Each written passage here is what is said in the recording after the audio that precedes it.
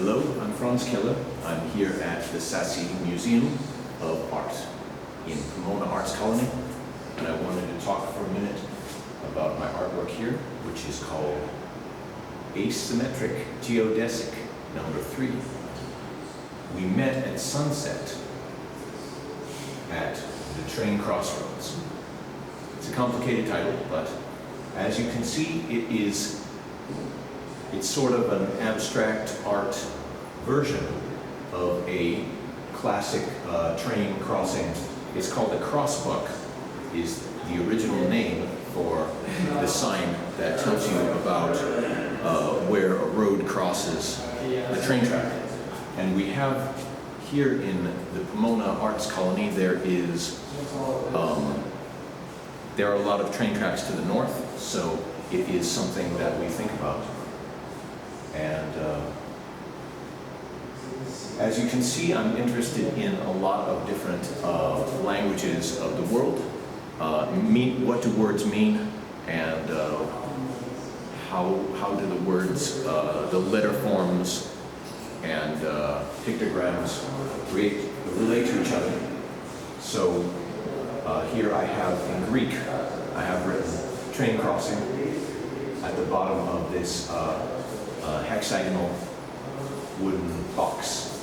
And then there are a lot of other wooden polygons and canvas polygons, circles, semicircles, triangles, hexagons, a few squares, and just interesting stuff. This is a cube, or it seems to be a cube. Obviously it's just a hexagon illustrated in perspective, so it looks isometric.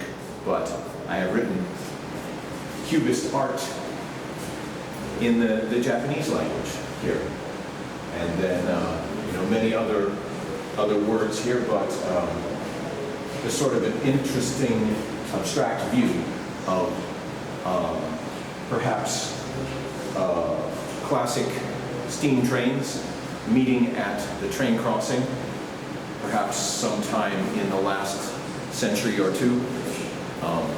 Sort of a timeless thing happening.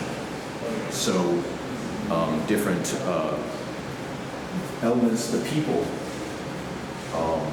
Train crossings are for cargo, but also for people traveling. So it ends up the train stations and even the little villages or cities that people build around where the train stops are. It helped the American country grow, particularly the American country, but also other places in the world. Got a lot of different, here is the name in Greek of the goddess Pomona, and she is a goddess of the harvest, and much like the goddess Pomona, for which the city of Pomona is named. Pomona is a Greek goddess who is associated with the goddess Pomona. So bringing harvest, and there are various other abstract creatures emerging. Here is a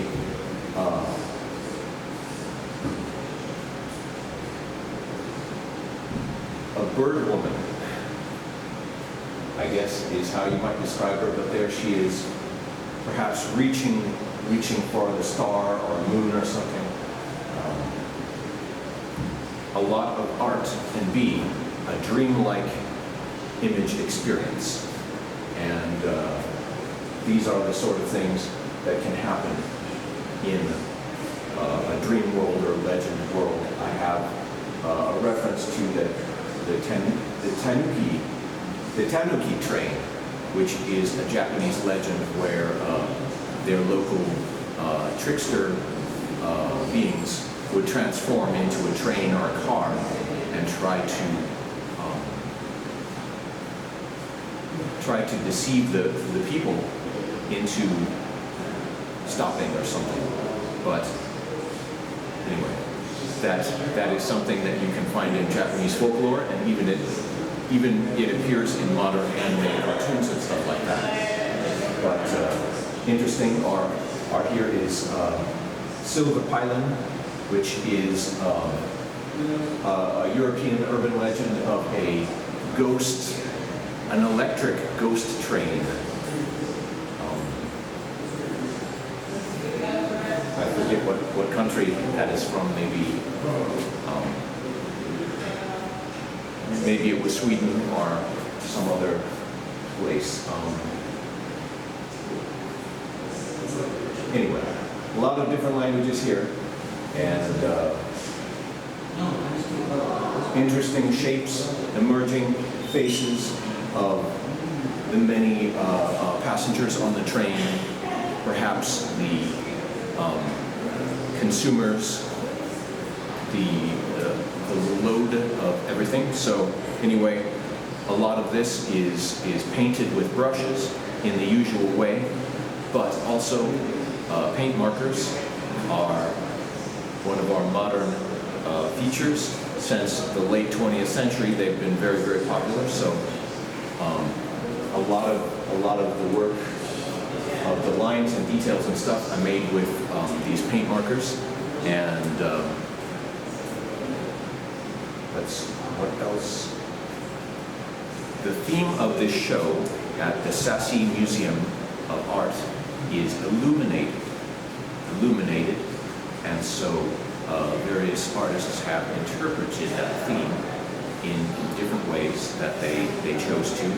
But in this case, it is the sort of yellow-orange light of sunset that I have sort of approximated with my artwork, and it's sort of like the interplay of light and dark. I like to say that, in a way, it is like a transformation, the building of a city or something, or even, I don't know, the battles of a war or something, or just the motion on the map of many different things, so that different colors might move over one area, but then I might paint over that and then sort of reclaim that other area, so that it is a really interesting division of color for the eye.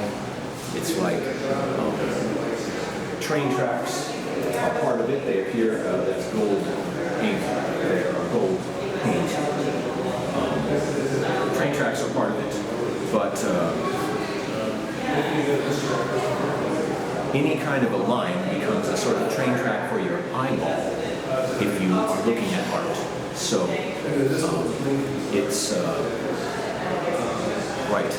So even though most art is still and it is hanging on a wall in a frame or something, even though we can do motion art, and I do some of that with digital graphics, but most art is still. But all of the lines take your eyes on a journey around the art, almost as if it is a map or something like that. So fascinating. Anyway, I could spend hours talking about this, but you can see I've put all kinds of detailed thought and ideas into it, and this is part of the Asymmetric Geodesic series, and this is the third one, and there are several more in the works, and I have a big show coming in September with these, so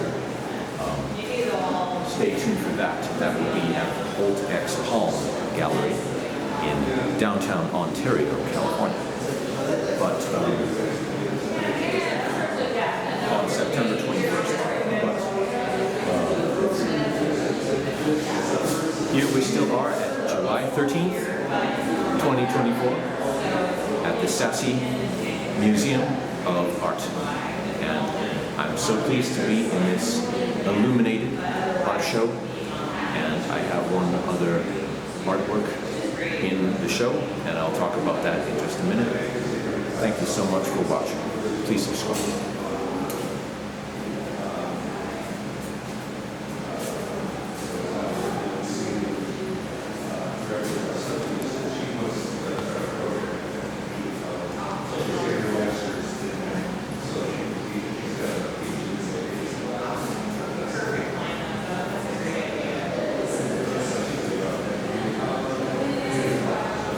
So you live in